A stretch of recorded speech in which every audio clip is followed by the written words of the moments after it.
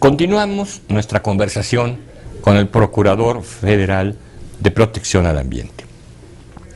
Guillermo, ¿cómo trata la Profepa las eventualidades o los eventos de desastres ambientales cuando estos suceden? O de otra manera, ¿qué hace para prevenirlos? Pero ¿qué hace? ¿Cómo reacciona? Los protocolos de actuación de la Profepa van ligados primero con garantizar la seguridad de las personas. Es lo primero a lo que nos abocamos, evitar que el daño ambiental, en segundo lugar, pudiera ser mayor, y en tercer lugar, ordenar las medidas correctivas suficientes para poder reparar el daño ambiental causado. La principal actividad que despliegan nuestros inspectores es todas las empresas, todas las industrias de cualquier índole tienen la obligación de reportarnos de inmediato los incidentes que presenten sus empresas, formalizarlo dentro de las 72 horas siguientes, y es entonces cuando la Profepa, que se apoya siempre en las autoridades de protección civil, federal, estatales, de seguridad pública, de la propia Conagua, de la propia COFEPRIS, pues llegamos al lugar de los hechos y lo primero que se hace es de común acuerdo dictar las medidas preventivas para garantizar la seguridad de las personas, para garantizar que el daño no aumente, se incremente o genere más del que inicialmente ha generado, y de esta forma ya al llevar a cabo la inspección tener una mayor claridad del daño causado y desde luego el inicio de los procedimientos administrativos correspondientes que terminan con una multa, que en muchas ocasiones con clausuras temporales, parciales, con clausuras definitivas y lo más importante pues con el seguimiento que le damos a la obligación que tiene a quien causó un daño de repararlo. Yo creo que desde que en los días previos se vio anunciado y avisado al público que tendríamos esta conversación, muchos de nuestros amigos del público han de haber imaginado qué le irá a preguntar Romero Apis al procurador sobre el desastre del río Sonora. ¿Qué me vas a decir? Bueno, ¿de qué pasó? ¿Qué va a pasar? La minera Buenavista del Cobre es una de las minas más grandes del mundo. Es la segunda en América Latina en producción de cobre, la más importante de México en producción de cobre, produce el 50% del cobre de todo el país.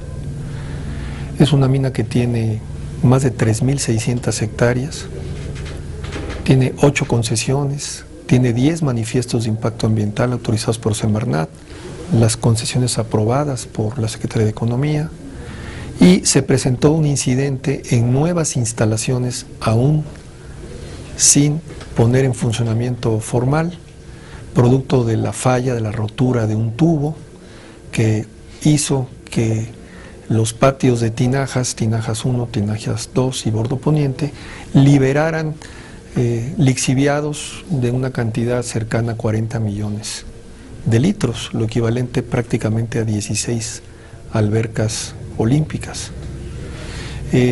Las aguas lixiviadas de este derrame pues terminaron por caer en el arroyo Tinajas, luego en el río Bacanuchi, en el río Sonora, que corre prácticamente después de 270 kilómetros hacia la presa El Molinito.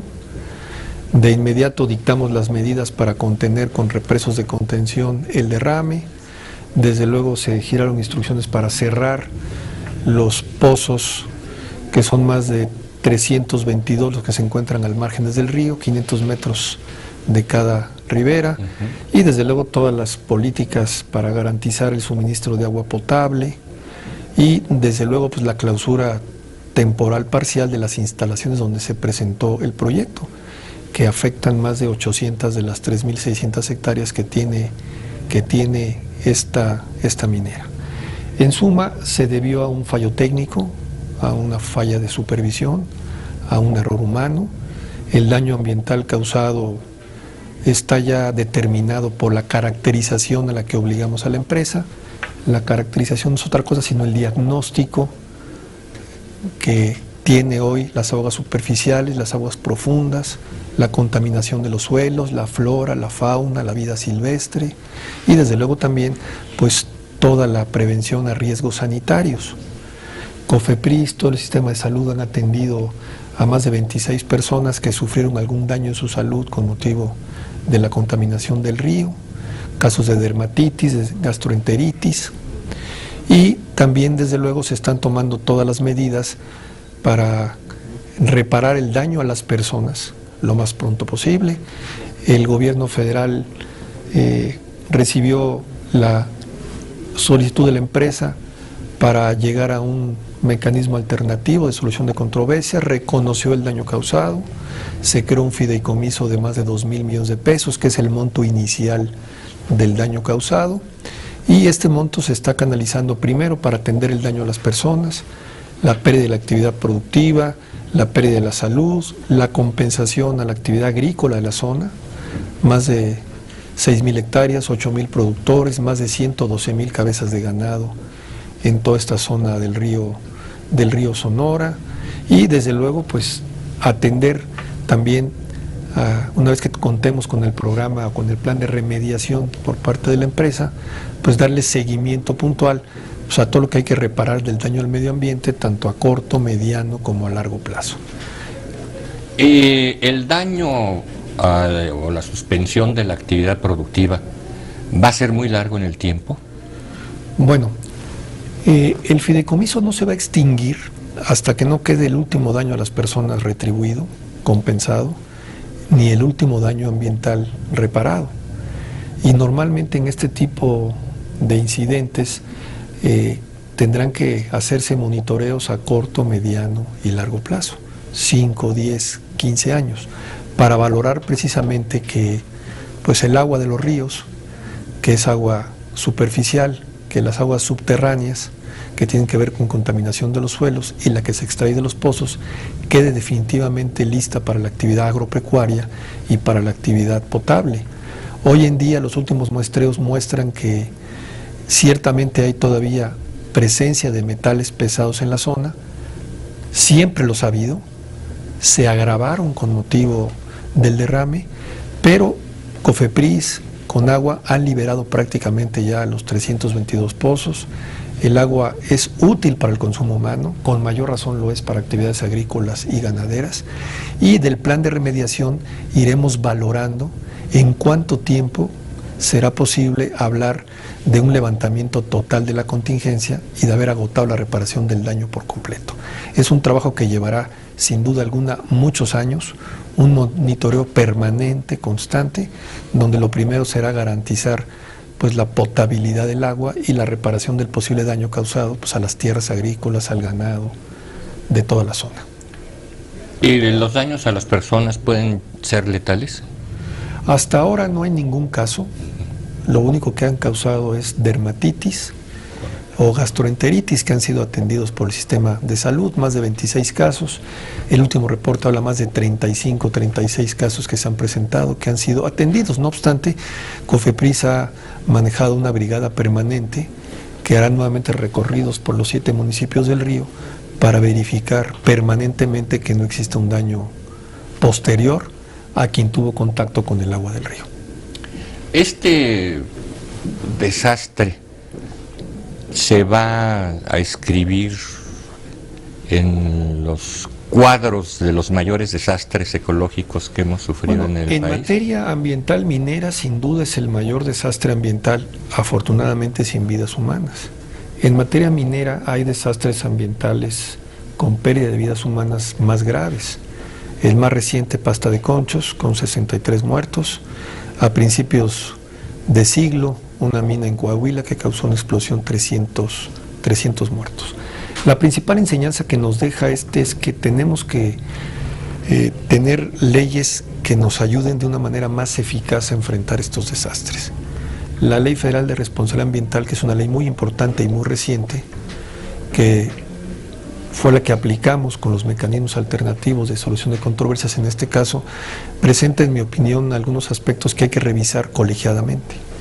Por ejemplo, equipara en el procedimiento que se lleva para reparar el daño a la autoridad ofendida con el que causó el daño.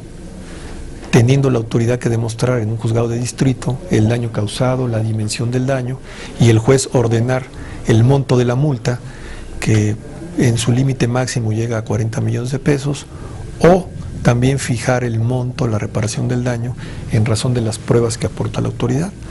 Nosotros pensamos que sería mejor que esta facultad no se judicializara, sino que estuviera en el ámbito de la administración, de la Profepa, la aplicación de la multa y el monto de la reparación del daño. Sería un procedimiento más eficaz, más expedito, e incorporar también, desde luego, la reparación del daño a las personas, que hoy ninguna ley ambiental contempla. Con motivo de este desastre, tanto la Profepa como otras entidades del gobierno, la Secretaría del Medio Ambiente, mencionabas a la Secretaría de Salud, los trabajos de la Comisión del Agua y de otras dependencias del gobierno,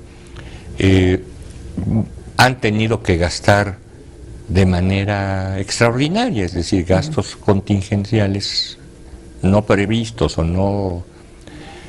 El fideicomiso que instituyó la minera va a tener también consideración, piedad de eso, o los contribuyentes nos vamos a quedar con nuestro golpe. Uno de los beneficios del fideicomiso, que es dinero aportado por la mina como parte de la reparación del daño, el fideicomiso está constituido, lo preside el gobierno federal, un subsecretario de Semarnat, hay un representante de la minera, otro más del gobierno federal y uno pactado de común acuerdo entre las partes.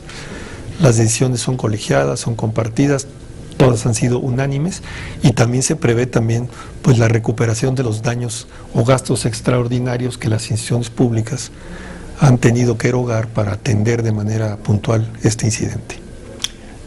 Guillermo, ¿algo que quieras agregar para nuestro público, que estamos conociendo lo que tú haces? Yo creo que algo a los que queremos invitarlos es que la denuncia popular es un instrumento muy útil para la Profepa. Una parte importante de nuestra actuación deviene de las denuncias populares a través de los diferentes medios. Invitarlos a que mantengamos esa comunicación. La información que nos dan a través de estas denuncias es muy útil, orienta mucho nuestros programas de trabajo, nuestras inspecciones, y luego también el compromiso nuestro de incrementar mayormente el número de comités voluntarios de vigilancia ambiental que nos ayudan a tener un panorama muy claro en todo el país. Guillermo, muchas gracias por tu presencia en esta noche de domingo y por ilustrarnos sobre algo de lo que no estamos muy cerca todos. Muchas gracias por la invitación, José Elías, y muchas gracias a todos. Muchas gracias, nos veremos el próximo domingo para seguir platicando en nombre de la ley. Mientras tanto, si gustan que estemos en comunicación, en Twitter, @JE_Romero_Apis. Buenas noches y hasta la próxima.